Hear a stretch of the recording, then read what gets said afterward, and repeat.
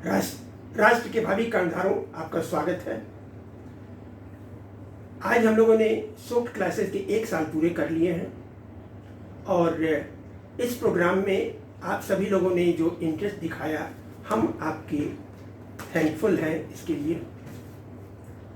और वैसे तो ज़ूलॉजी में बहुत सी चीज़ें हैं, एम्ब्रियोलॉजी भी है, इवोल्यूशन भी है, एनवायरमेंटल साइंस भी है, लेकिन अभी तक हमने सिर्फ साइटोलॉजी, जेनेटिक्स, फिजियोलॉजी और बायोकेमिस्ट्री पे फोकस किया है।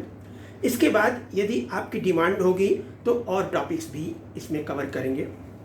फिलहाल जेनेटिक्स में एक बात हम आपको एम्फेसिस ये देना चाहते हैं कि जेनेटिक्स में याद नहीं करना है, ये पूरी की पूरी लॉजिक पर बेस्ड है और आप इसकी लॉजिक समझ जाएंगे तो आप सारी ज़िंदगी समझ जाएंगे, वरना आप सारी ज़िंदगी याद करते रहेंगे।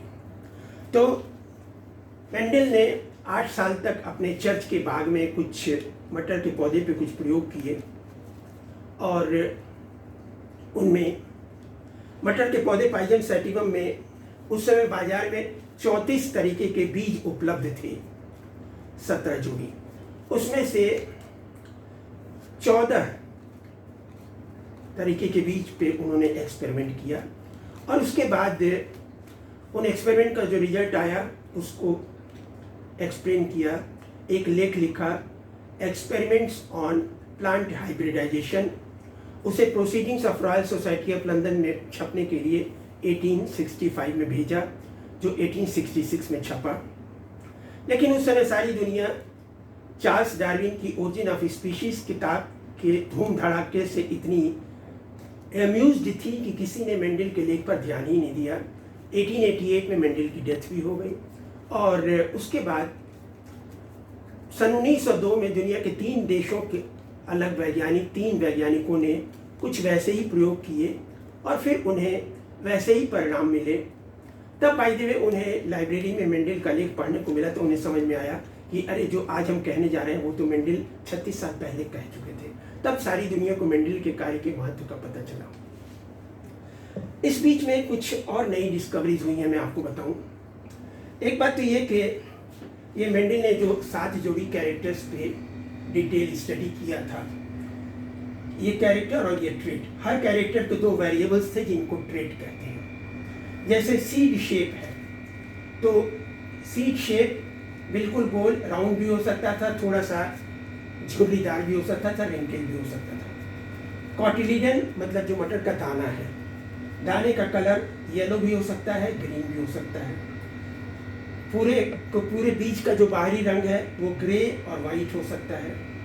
पॉड शेप इन्फ्लेटेड और कॉन्स्ट्रिक्टेड हो सकता है। पॉड का कलर भी ग्रीन या येलो हो सकता है। और पोजीशन ऑफ इन्फ्लोरेसेंस या तो एक्सियल की बगल में या तो फिर टर्मिनल अगले छोर पर। यह प्लांट हाइट या तो टाल 1 मीटर लंबा या ड्वार्फ लगभग 1 फीट लंबा। अब सन 1984 से लेकर के 2011 के बीच में इन सारे 7 जोड़ी कैरेक्टर्स को कंट्रोल करने के लिए जो जीन्स हैं, उन जीन्स का न्यूक्लियोटाइड सीक्वेंस अब मालूम है, उसकी क्लोनिंग की जा चुकी है और उससे जो कौन सी प्रोटीन, स्ट्रक्चरल और फंक्शनल प्रोटीन एंजाइम बनता है वो उस प्रोटीन का भी टोटल एमाइनो एसिड सीक्वेंस अब मालूम हो गया है। दूसरी बात, एक और नई चीज आई है जेनेटिक्स के साथ, एपीजेनेटिक्स।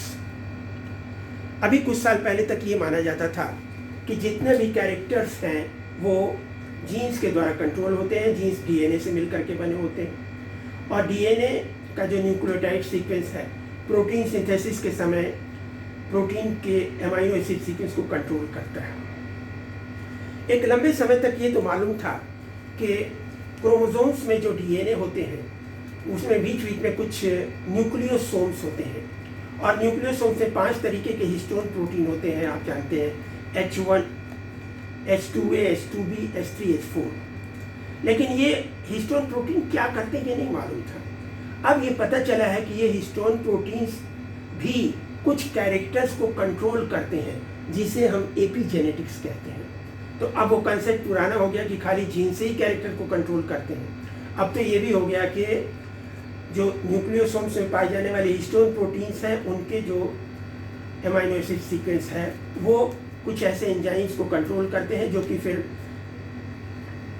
कुछ नाइट्रोजनस बेसिस का मिथाइलेशन, फॉस्फोराइलेशन या और उसमें चेंजेस करता है जिससे कि कैरेक्टर्स और फिनोटाइप चेंज हो जाते हैं।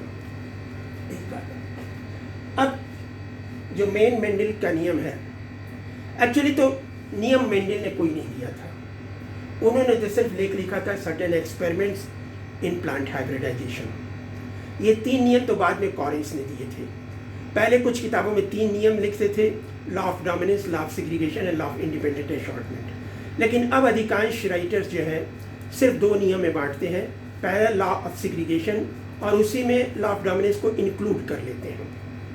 तो उसमें अब 2 ही नियम मानते हैं, पहला लॉ ऑफ सेग्रीगेशन और दूसरा लॉ ऑफ इंडिपेंडेंट एशॉर्टमेंट। अब लाइए हम इसे 3 स्टेप्स में, 3 कंपोनेंट्स में बांटेंगे। पहली बात तो मेंडल ने एक्सपेरिमेंट क्या किया और उसमें रिजल्ट क्या आया। दूसरा स्टेप ये कि उससे उन्होंने क्या समझा, कैसे उसको एक्सप्लेन किया। और तीसरी बात, उससे बाद में जो नियम बनाया गया था कॉरेंस के द्वारा। तो इसीलिए अब बेहतर ये होगा ना चाहिए, अभी भी किताबों में शुरू नहीं हुआ है, कि हमें इसे मेंडल और कॉरेंस के आनुवंशिकता के नियम कहना चाहिए। मैं बहुत तलाश कर रहा हूँ, 50 साल से तलाश कर रहा हूँ कहीं किसी लाइब्रेरी में जो ओरिजिनल डीवेरीज, कॉरेंस और शेरमार्क वाला वर्क है उसका जो लेख है मुझे कहीं मिल जाए, मुझे बड़ी प्रसन्नता होगी। आप में से कहीं किसी को इसके बारे में कोई जानकारी मिले तो मुझे बताइएगा, मुझे बड़ी खुशी होगी। फिलहाल अब आइए, पहला प्रयोग क्या किया मेंडल ने। तो मेंडल ने क्या किया कि वैसे तो पी प्लांट में सेल्फ पॉलिनेशन होता है, लेकिन उसमें क्रॉस पॉलिनेशन भी मैनेज किया जा सकता है।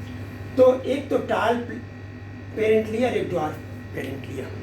अब चाहे ये मम्मी हो, ये पापा हो, ये पापा हो, ये मम्मी हो, उसमें कोई फर्क नहीं पड़ता।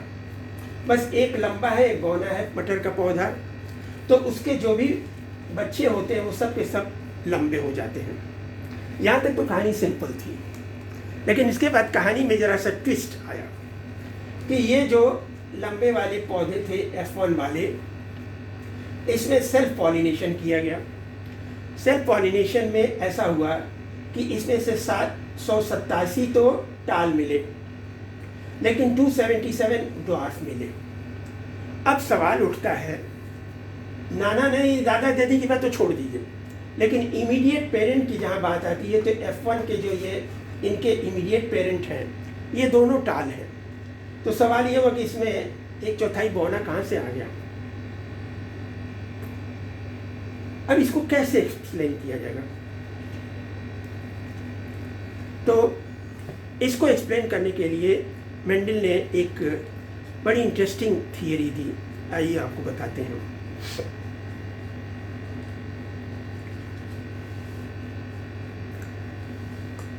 एक बात तो ये कि मेंडल ने जब ये देखा कि पेरेंट्स दोनों टाल और ड्वार्फ है और F1 में सारे टाल आए, तो इसमें इन्होंने ये कहा कि हर कैरेक्टर को कंट्रोल करने के लिए एक पेयर कुछ होता है जिसको उन्होंने फैक्टर कहा। और इसे उन्होंने कहा कि एक F1 में जब दोनों के फैक्टर एक साथ रहते हैं तो एक ही अपने आप को प्रदर्शित कर पाता है, तो उसे डोमिनेंट कहते हैं और उसे कैपिटल लेटर से इंडिकेट करते हैं। दूसरा वाला जो है, जो उस समय एक्सप्रेस नहीं हो पाता, उसे रेसेसिव कहते हैं और इसे स्मॉल लेटर से एक्सप्रेस करते हैं।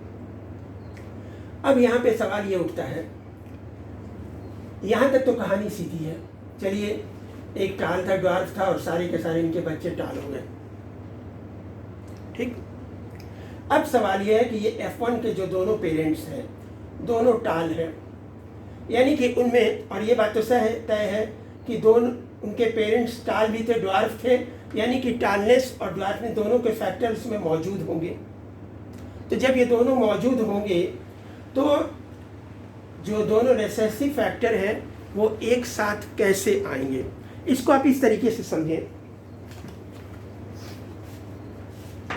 ये टाल फैक्टर है, कैपिटल T, और ये ड्वार्फनेस के लिए रिस्पॉन्सिबल फैक्टर है स्मॉल टी राइट। अब F1 में क्या हुआ कि दोनों फैक्टर आ गए,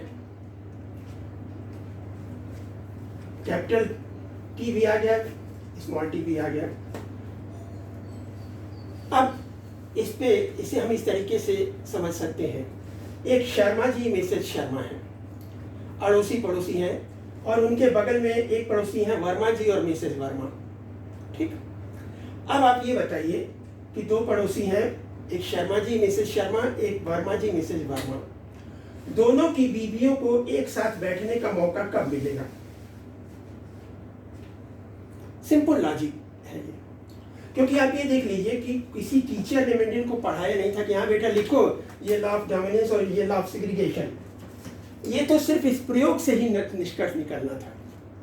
तो सवाल ये है कि दो पड़ोसी शर्मा जी मिसेज शर्मा एक रह रहे हैं और एक वर्मा जी मिसेज वर्मा रह रहे हैं।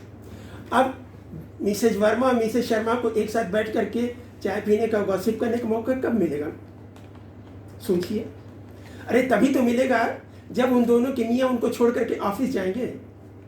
और यही मेंडल ने कहा कि इसे 25% इंडिविजुअल नैरेसिव कैरेक्टर पाया जाना, हम इसे और किसी तरह से नहीं एक्सप्लेन कर सकते हैं। इसे हम तभी एक्सप्लेन कर सकते हैं यदि हम ये मान लें कि गैमीट फॉर्मेशन के समय ये दोनों फैक्टर्स एक दूसरे से अलग अलग हो जाते हैं, मियाँ बीवी दोनों एक दूसरे से अलग अलग हो जाते हैं। तो क्या होगा? एक तो ये कि दोनों के मियाँ एक ही ऑफिस में काम करते हो तो एक साथ बैठ कर लंच में चाय पी सकते हैं। एक ये हो सकता है कि एक के मियाँ और दूसरे की बीवी एक ही ऑफिस में काम कर सकते हो। एक तो दूसरे वाले के मियाँ और पहले वाले की बीवी उसी ऑफिस में काम करते हो। तो अब ये जो 75% टाल और 25% ड्वार्फ इंडिविजुअल्स पाए गए, इसकी व्याख्या मेंडल ने यही की कि इसे हम और किसी तरह से एक्सप्लेन नहीं कर सकते हैं।